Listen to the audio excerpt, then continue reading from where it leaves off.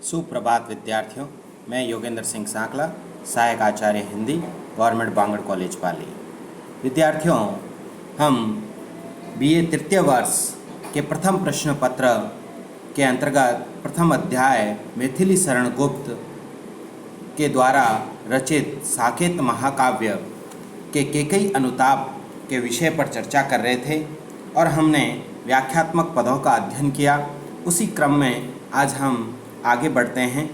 हम देखते हैं कि राम के समक्ष जो चित्रकूट में एक सभा का आयोजन किया गया, अयोध्या से सभी आए, जिसमें तीनों माताएं हैं, कौशल्या, कैकेयी और सुमित्रा, भरत, शत्रुघ्न, और वहाँ पर राम उस चित्रकूट में सभा में उपस्थित होते हैं। वहाँ पर भरत अपना पश्चाताप रूपी और ग्लानि भरा भाव प्रस्तुत करता है। तब राम बड़े ही द्रवित हो जाते हैं। तब उसी सभा में उपस्थित होकर कैकेयी अपने संपूर्ण कृत्य के पश्चाताप को व्यक्त करती हैं और उस पश्चाताप को व्यक्त करती हुई अपने भावों को उद्वेलित करती हैं। उसी क्रम के अंतर्गत हम अध्ययन कर रहे थे। तो हम आगे देखते हैं कि कौन से बात वह कैकेयी प्रभु श्री राम और उस समूची चित्रकूट में उपस्थित सभा के समक्ष प्रस्तुत करती हैं। तो हम देखते हैं कि वह कैकेयी कहने लगी, मैं इसे न जानूं किंतु जानते हो तुम, अपने से पहले इसे मानते हो तुम भ्राताओं का परस्पर प्रेम जैसा, यदि वह सब पर यों प्रकट हुआ है वैसा, तो पाप दोष भी पुण्य दोष है मेरा, मैं रहूं पंकिला पदम कोश है मेरा। आगत जन ज्ञानी जन उच्च भाल ले लेकर, समझावे तुमको अतुल युक्तियाँ देकर, मेरे तो एक अधीर हृदय है बेटा, उसने फिर तुमको आज भुजा भर भेटा। देवों की ही चिरकाल नहीं चलती हैं, दैत्यों की भी दुर्वर्ती यहाँ पलती हैं। हंस पड़े देव कैकेयी कथन सुनकर, रो दिए शुद्ध दुर्ग दैत्य सिर धुनकर। तो यानी कि यहाँ पर कैकेयी अपने संपूर्ण भावों को और एक पश्चाताप के रूप में वह व्यक्त करती हैं। वह कैकेयी यहाँ पर यह बताना चाहती हैं कि मैं जो है वह अज्ञानी थी और मेरा जो कुकृत्य था वह अत्यंत ही निंदनीय था, और उसी के ऊपर अपने पश्चाताप को व्यक्त करती हुई वह राम को क्या कहती हैं उसका यहाँ पर वर्णन हमें दिखाई देता है। तो हम देखते हैं एक एक का पंक्ति का हम व्याख्यात्मक अध्ययन करते हैं। तो देखो क्या कहा है, मैं इसे न जानूं किंतु जानते हो तुम। कैकेयी कहने लगी कि हे राम, मैंने भले ही भरत को अपनी कोख से जन्म दिया है और कोख से जन्म देने के पश्चात भी मैं इसे पूर्ण रूप से नहीं जानती। न जानूं, मैं इसे न जानूं, इसे किसके लिए कहा गया है यहाँ पर?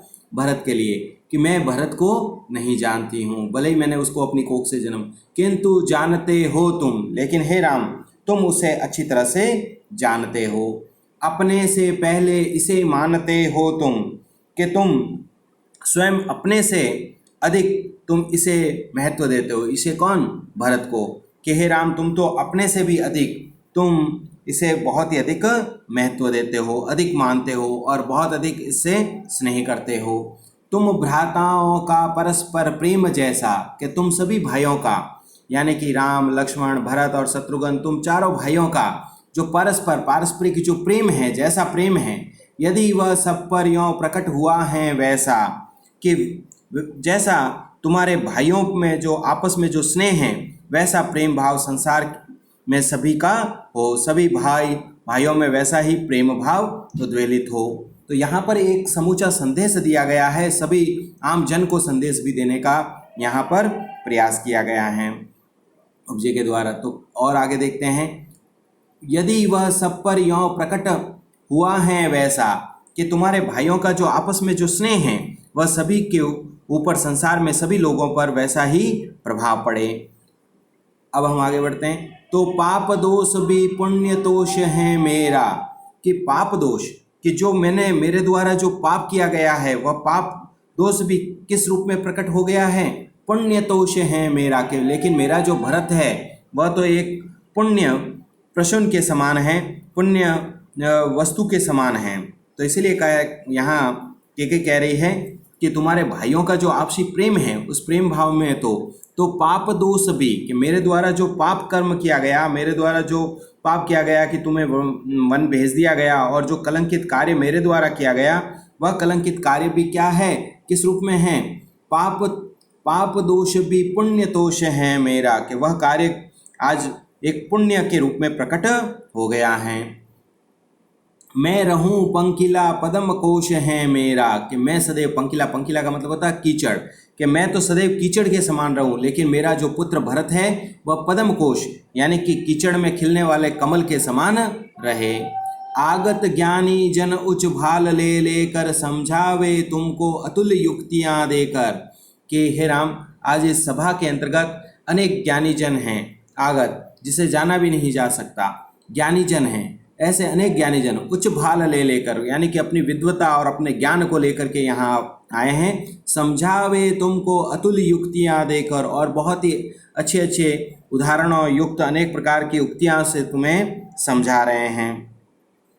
मेरे तो एक अधीर हृदय है बेटा, लेकिन मेरे लिए तो एक अधीर हृदय रूपी बेटा कौन है, भरत हैं, कि मेरा तो एक अधीर हृदय कौन है, भरत हैं। यहाँ हृदय किसके लिए कहा गया है, भरत के लिए, कि मेरे तो एक अधीर हृदय है बेटा, कि हे राम मेरे लिए तो एक अधीर हृदय वाला भरत ही हैं। उसने फिर तुमको आज भुजा भर भेटा, कि उसने आज तुम्हें अपने गले से लगा करके आलिंगनबद्ध होकर के तुमसे गले मिल गया।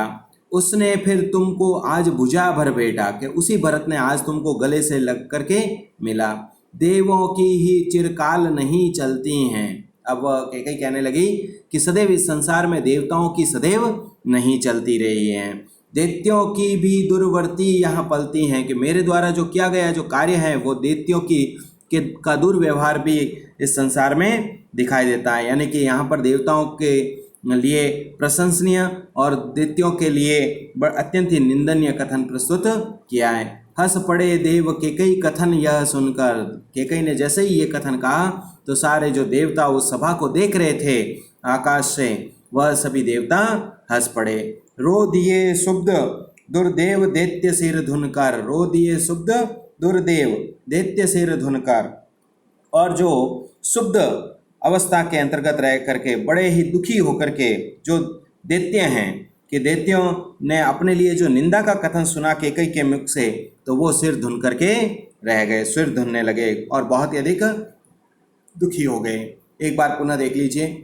मैं इसे न जानूं किंतु जानते हो तुम, केकई कहने लगी कि हे राम मैं इसे न जानूं, कि मैं भरत को नहीं जानती किंतु तुम इसे अवश्य ही जानते हो। अपने से पहले इसे मानते हो तुम, कि हे राम तुम तो जो है अपने से अधिक तुम किसे महत्व देते हो, भरत को देते हो। तुम भ्राताओं का परस्पर प्रेम, के तुम चारों भाइयों का आपसी जो प्रेम है, यदि वह सब पर यों प्रकट हुआ है वैसा, के संसार में सभी लोगों पर आज तुम्हारा जो प्रेम भाव है वह चरितार्थ होता हुआ दिखाई देता है।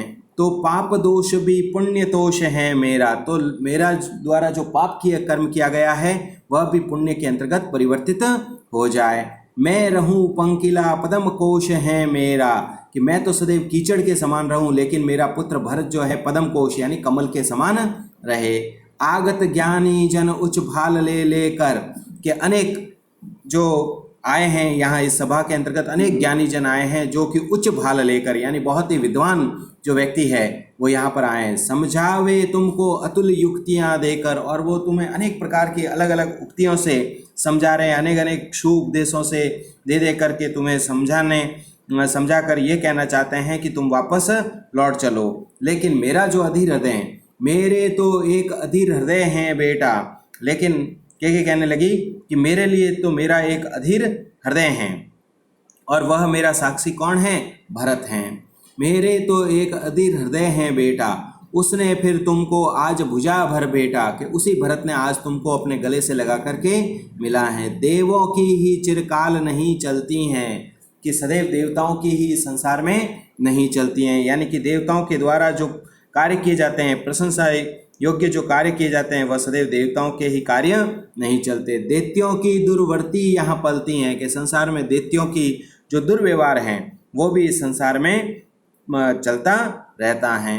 हंस पड़े देव केकई कथन यह सुनकर, कि जैसे ही देवताओं ने केकई के इस प्रकार के वचनों को सुना तो देवता जो है वह हंस पड़े। रो दिए शुद्ध दुर्देव दैत्य सिर धुनकर, और जो राक्षस थे वो केकई की इस संवाद को सुनकर के अत्यधिक दुखी हो गए और दुखी होकर के सिर धुनने लगे। तो हम देखते हैं कि यहाँ पर गुप्त जी ने पूर्ण रूप से एक केकई के पश्चाताप की संपूर्ण अभिव्यक्ति को यहाँ पर प्रकट करने का प्रयास किया है। उसके साथ साथ यदि हम विशेष की बात करें तो यहाँ पर संसार के जो अच्छे और बुरे जो कार्य हैं उन अच्छे और बुरे कार्यों की वृत्ति को भी यहाँ पर प्रकट करने का प्रयास किया है। केकई अपने मुख से प्रकट करती हैं कि अच्छा कार्य कौन सा होता है जो देवतुल्य होता है, जो बुरे कार्य होते हैं वो राक्षस तुल्य होते हैं। इस प्रकार से इसके साथ साथ यहाँ पर तत्सम शब्दों का बहुत ही अच्छा प्रयोग किया गया, जैसे पदम कोश शब्द है, पंकीला शब्द है, ठीक है ना। तो ये सारे के सारे जो हैं वह पूर्ण वर्ष, जैसे ये क्या नाम है दुर्देव शब्द हैं, ये भी यहाँ पर जो है वह तत्सम शब्दों का प्रयोग बहुत ही अधिक हमें देखने को मिलता है। उसके साथ साथ यदि हम बात करें अंत्यानुप्रास अलंकार की, तो अंत्यानुप्रास अलंकार की छटा का तुम जैसा वैसा, मेरा मेरा, लेकर देकर, ये देखिए बेटा भेटा, ये सभी जो है वह पूर्ण रूप से एक अंत्यानुप्रास अलंकार का प्रयोग यहाँ पर होता हुआ हमें देखने को मिलता है। उसके साथ साथ हम यदि यहाँ पर देखें तो सामासिक पदों का भी प्रयोग दिखाई देता है, जैसे पाप दोष, पुण्य दोष, पदम कोश, ये सारे के सारे एक है वह सामासिक शब्द हैं जो दो अलग अलग शब्द परस्पर जुड़ करके एक संपूर्ण वाक्य को उद्घाटित करते हैं। कहीं कहीं पर विस्मयादिबोधक चिन्ह का भी प्रयोग हमें देखने को मिलता है। उसके अलावा यदि हम बात करें तो यहाँ पर एक जो है वह वेदना, पीड़ा और करुण रस की प्रधानता हमें यहाँ पर देखने को मिलती हैं। उसके साथ साथ प्रसाद गुण की भी प्रधानता हमें दिखाई पड़ती हैं और यहाँ पर खड़ी बोली का मूलभूत रूप से प्रयोग होता हुआ हमें देखने को मिलता है। तो विद्यार्थियों, आज हमने इस पद का व्याख्यात्मक अध्ययन किया है। इसी कड़ी के अंतर्गत हम अगले वीडियो के अंतर्गत इसी क्रम को आगे जारी रखते हुए अगले क्रम में हम केकई के पश्चाताप को पढ़ेंगे। तब तक के लिए धन्यवाद।